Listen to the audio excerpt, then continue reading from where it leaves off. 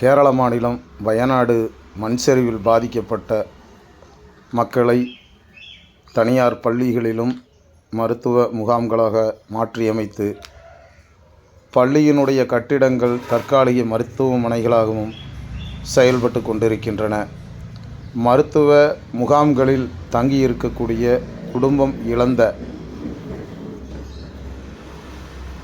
ஒருவரிடமிருந்து நேரடியாக பேட்டியை காணலாம். மேப்பாடியிலிருந்து செய்திகளுக்காக தலைமை நிருபர் ஏ അബ്ബാസ്. എൻ്റെ പേര് ഷർഫുദ്ദീനാണ്. പിന്നെ ഞാൻ അവിടെ ഇല്ലായിരുന്നു. ഞാൻ ഇവിടെയാണ്, കുറച്ച് വിട്ടാണ് ഞാൻ താമസിക്കുന്നത്. എൻ്റെ ഉമ്മ, എൻ്റെ കുടുംബം മൊത്തം ഇവിടെ മുണ്ടക്കൈ ചൂരമലയാണ് താമസിക്കുന്നത്. മുണ്ടക്കൈയാണ് കൂടുതൽ. അവിടുന്ന് ഉമ്മയും എൻ്റെ ജ്യേഷ്ഠനുമാണ് കുറച്ച് ഇപ്പുറത്ത് വന്ന് നിൽക്കുന്നത്, ചൂരമല വന്ന് നിൽക്കുന്നത്. പക്ഷെ ഞാൻ ഈ മഴ ശക്തമായപ്പോൾ തന്നെ ഞാൻ വീട്ടിൽ വിളിക്കുന്നുണ്ട്. അതിൻ്റെ തലേന്ന് ഞങ്ങൾ അവരെ വിളിച്ച് പറഞ്ഞാൽ ഇവിടെ വീടുണ്ട്, ഇങ്ങോട്ട് മാറി നിൽക്കുക. അപ്പോൾ അവരാണ് ഇന്ന് ഇത്തിരി മഴ കുറവുണ്ട്, ഞങ്ങൾ നാളെ രാവിലെ വരാം അങ്ങോട്ടെന്ന് പറഞ്ഞ്. പക്ഷേ രാത്രി 1 മണിക്കൊക്കെ മഴ ഇങ്ങനെ കൂടി വരുമ്പോൾ ഒരു 1:30-1:45 ഞങ്ങൾ വിളിക്കുന്നുണ്ട്. അങ്ങനെ ഫോൺ റിങ് ചെയ്യുന്നുണ്ട്, ആരും ഫോൺ എടുക്കുന്നില്ല. അങ്ങനെ ഞാൻ യൂട്യൂബിലേക്ക് പോയി നോക്കിയപ്പോൾ അവിടെ ഈ റിസൾട്ടൊന്നും കാണുന്നില്ല. അങ്ങനെ ഞാൻ വീണ്ടും ഞങ്ങളവിടെയൊക്കെ കറണ്ട് പോയിക്കുക, നല്ല മഴ. അപ്പോൾ ഇവിടെ ഞങ്ങൾക്ക് ഇത്ര മഴ കിട്ടുമ്പോൾ ഞാൻ അവിടെ ഇങ്ങനെ ആലോചിച്ച് അവിടെ എത്ര മഴ ഉണ്ടാവുന്നു. കാരണം കൂടുതൽ ഭയങ്കര ശക്തമായ മഴ പെയ്യുന്ന മേഖലയാണ് മുണ്ടക്കൈ. എല്ലാം മലയോര പ്രദേശമാണല്ലോ അവിടെ. അപ്പോൾ പിന്നെ ഒരു 2 മണിയായി, 2:30 ആയി, പിന്നെ ഒരു റിസൾട്ടും ഇല്ല, ഫോണും അടിക്കുന്നില്ല, ഒന്നും അടിക്കുന്നില്ല. അങ്ങനെ 2:30 ആയപ്പോൾ യൂട്യൂബിലേക്ക് ഒന്നും കൂടി കയറിയപ്പോൾ അവിടുന്ന് ഭയങ്കര പ്രയാസപ്പെട്ട വിവരങ്ങളാണ് എനിക്ക് അറിയാൻ കഴിഞ്ഞത്. ശ്രീകണ്ഠൻ നായർ അവരൊക്കെ ചോദിക്കൊണ്ട് അവിടെ ആ നാടാകെ തകർന്നു എന്നുള്ളത്. അപ്പം ഞാൻ ഉറപ്പിച്ച് എൻ്റെ ഫാമിലി എല്ലാം പോയിട്ടുണ്ട്. കാരണം ഫോൺ റിങ് ചെയ്യുന്നില്ല, പിന്നെ കുറേ സ്വിച്ച് ഓഫായി.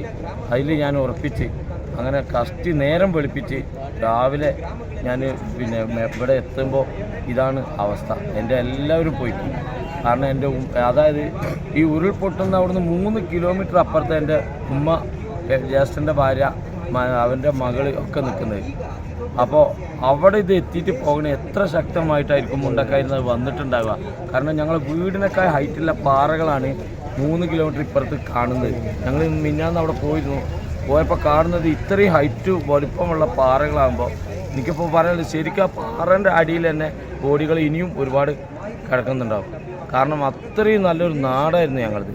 നല്ല പച്ചപ്പും ഇതുള്ള പ്രകൃതി സുന്ദരമായ ഒരു നാടാണ് ഞങ്ങളത്. അവിടെ ഇത് കാണാൻ കഴിഞ്ഞ് എൻ്റെ ഉമ്മ മരിച്ചു, പിന്നെ എൻ്റെ ജ്യേഷ്ഠൻ്റെ ഭാര്യ, എൻ്റെ 2 പെങ്ങന്മാർ, എൻ്റെ അളിയന്മാർ, അവരുടെ മക്കൾ, എൻ്റെ എളാപ്പാൻ്റെ ഫാമിലി മൊത്തം, അവരുടെ മരുമക്കൾ, എൻ്റെ അമ്മാവൻ്റെ മകൻ്റെ മകന്, ഏകദേശം ഒരു 30 ആളോളം എൻ്റെ ഫാമിലി. ഞങ്ങൾക്ക് ഇനി ബാക്കിലേക്ക് പറയാനില്ല, ഞങ്ങളെ തലമുറ എന്ന് പറയാൻ ആരുമില്ല. ഞങ്ങൾക്ക് ഇനി ഞങ്ങളെ ഇവിടുന്ന് അങ്ങോട്ട് പറയാനുള്ളൂ. കാരണം അത്രയും പ്രയാസം ഞങ്ങൾക്കൊന്നും ഇല്ല ഇനി. കാരണം ഞങ്ങൾ ഒന്നാമത് തുച്ഛമായ കൂലിക്ക് എസ്റ്റേറ്റിൽ ജോലി ചെയ്യുന്ന ആളുകൾ, തേയിലത്തോട്ടത്തിൽ ജോലി ചെയ്യുന്ന ആളുകളായിരുന്നു. അവിടുന്ന് കുറച്ച് ഞങ്ങൾ കാശൊക്കെ ഉണ്ടാക്കിയതിൻ്റെ ഞങ്ങൾ തലമുറക്കാർ ഗൾഫിൽ പോയിട്ട് അവിടുന്ന് മിച്ചം പിടിച്ച് ആ പൈസ കൊണ്ടൊക്കെ ഉണ്ടാക്കി വീടുകൾ കംപ്ലീറ്റ് പോയി. ഒന്നുമില്ല. ഇത്രയും കാലം അധ്വാനിച്ചുണ്ടാക്കി എല്ലാം നഷ്ടപ്പെട്ടു. ഞങ്ങൾക്ക് വീടിനപ്പുറം ഞങ്ങൾ ഏറ്റവും പ്രിയപ്പെട്ടവർ നഷ്ടപ്പെട്ടു. ഇനി ഞങ്ങൾക്ക് ആരുണ്ട് ബാക്കിൽ? ഞങ്ങൾക്കൊരു ചരിത്രം പോലും പറഞ്ഞു കൊടുക്കാൻ ആളില്ല. ഇനി ഒരാളും ഇല്ലാത്ത അവസ്ഥയാണ് ഇപ്പം ഞങ്ങളത്. ഇനി ഇവിടെ ക്യാമ്പിലുണ്ട്, ഇനി എങ്ങോട്ട് പോകും, എവിടേക്ക് പോകും? ഇത് എത്ര നാൾ? ഇതൊരു സ്കൂളാണ്, ഇതൊരു പരിധി കൂടുതൽ ഇവിടെ നമുക്ക് ക്യാമ്പായി കഴിയാൻ കഴിയൂല. ഇവിടെ നമ്മളെ മക്കൾക്ക് പഠിക്കേണ്ട സ്ഥാപനമല്ലേ. അതുപോലെ അതിൽ കൂടുതൽ പറയാനുള്ളത് ഞങ്ങൾക്ക് നിങ്ങളോടൊക്കെ മീഡിയകളോടെല്ലാം വളരെ സന്തോഷമുണ്ട്. നിങ്ങളൊക്കെ ഇതിനു വേണ്ടിയിട്ട് എത്ര നിങ്ങളൊക്കെ തമിഴ്നാട്ടിൽ നിന്നും കർണാടകയിൽ നിന്നും എല്ലാം വന്ന് ഞങ്ങളെ വിവരങ്ങൾ അറിയുന്നത് വളരെ ലോകത്തെ അറിയിക്കുന്നതിൽ വളരെ സന്തോഷമുണ്ട്. നിങ്ങളോടൊക്കെ എത്ര നന്ദി പറയണമെന്ന് ഞങ്ങൾക്കറിയില്ല.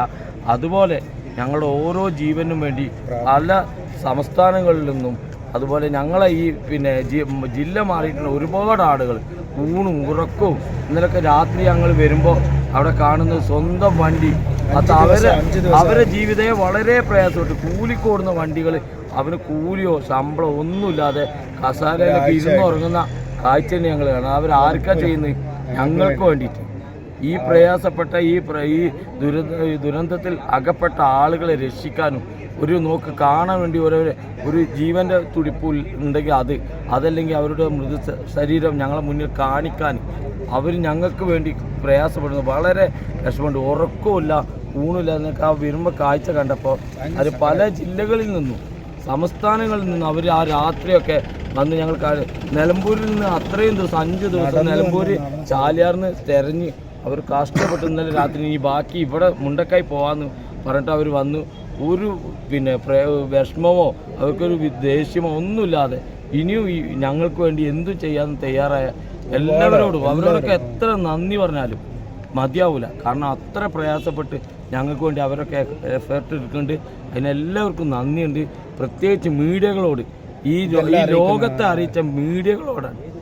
കാരണം ഞങ്ങളിവിടുത്തെ പ്രയാസങ്ങളുണ്ടോ, ഞങ്ങളെന്തെങ്കിലും പ്രയാസപ്പെടുന്നുണ്ടോ, ഇതൊക്കെ അറിയണമെങ്കിൽ ലോകം അറിയണമെങ്കിൽ നമ്മുടെ ഗവൺമെൻറ് അറിയണമെങ്കിലൊക്കെ ഇതിന് മീഡിയ ഇല്ലാതെ പറ്റൂല. ഇനിയും മീഡിയ ഈ ആളുകൾക്ക് ഒരു പുനരധിവാസം ആകുന്നത് വരെ ഞങ്ങളുടെ ഒക്കെ കൂടെ നിൽക്കണമെന്ന് അഭ്യർത്ഥിക്കുകയാണ്. എല്ലാവർക്കും നന്ദി. തീർച്ചയായിട്ടും നിൽക്കുന്നുണ്ട്. ഓക്കെ.